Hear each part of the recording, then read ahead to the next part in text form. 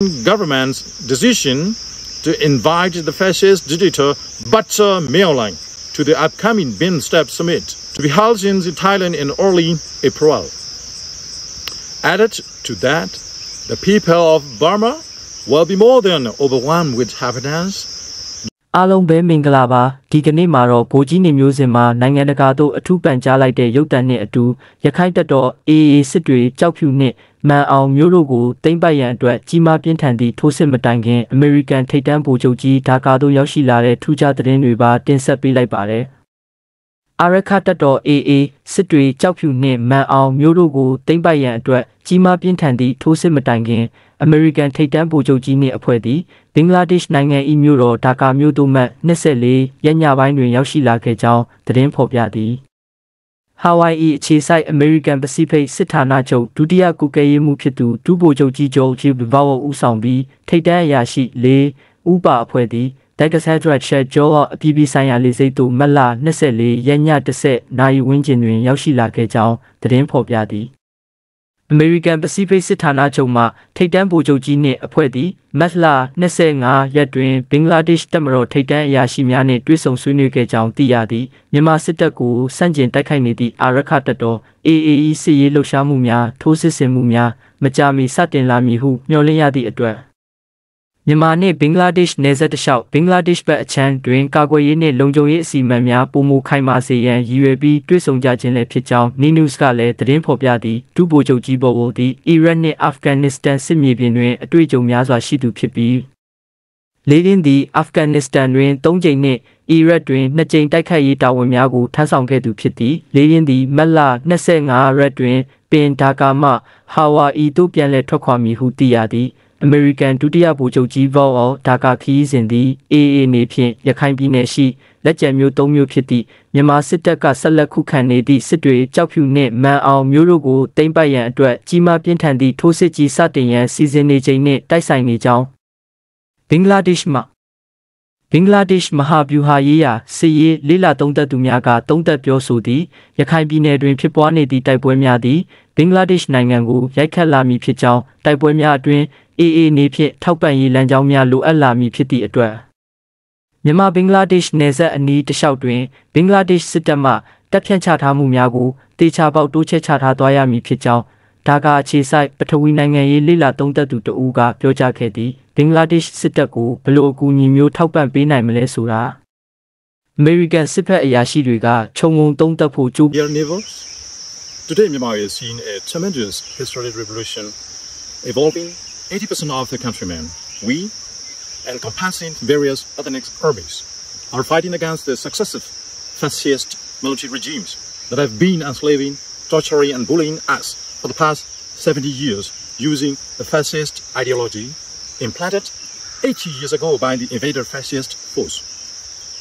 That culminated in the appearance of an overt, full-blown, brutal, oppressive fascist military dictatorship in 2021.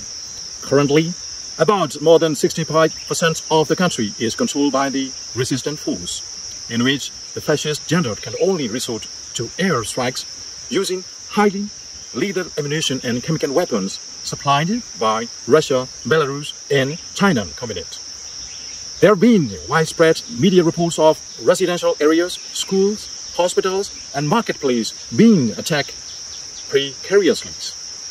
I personally witnessed these sad events because I've been taking part in the resistance movement from some time in battle areas.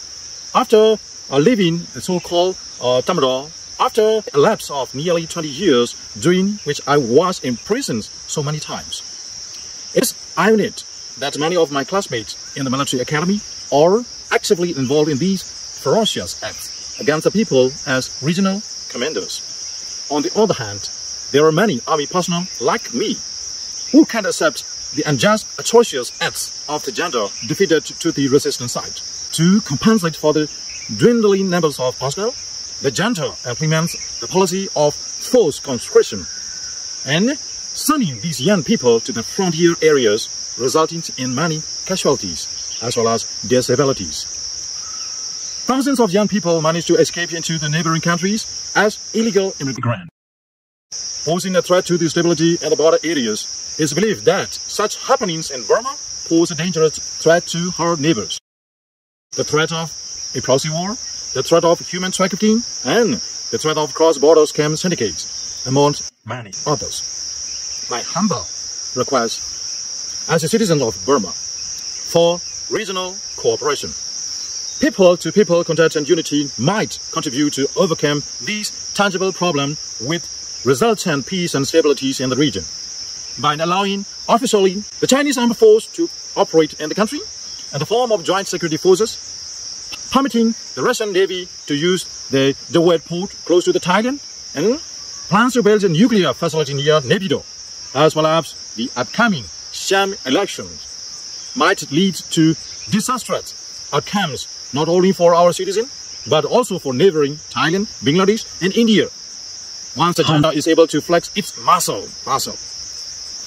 It would like to urge our neighbors, respective governments and people alike, to be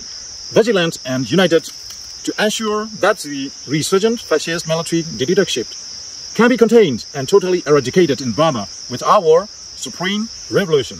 as a pioneering model for all of Asia. At the same time, I would like to ask for help from the Thai people to show their dissatisfaction on the Thai government's decision to invite the fascist dictator Bata Meolai to the upcoming BIMSTEP summit to be held in Thailand in early April. Added to that, the people of Burma will be more than overwhelmed with happiness, joy, and gratitude if the Thai authorities could extradite that murderer who is carrying an arrest warrant on his head by the ICC for genocidal crime against humanity back in 2017. Justice must prevail. Thank you.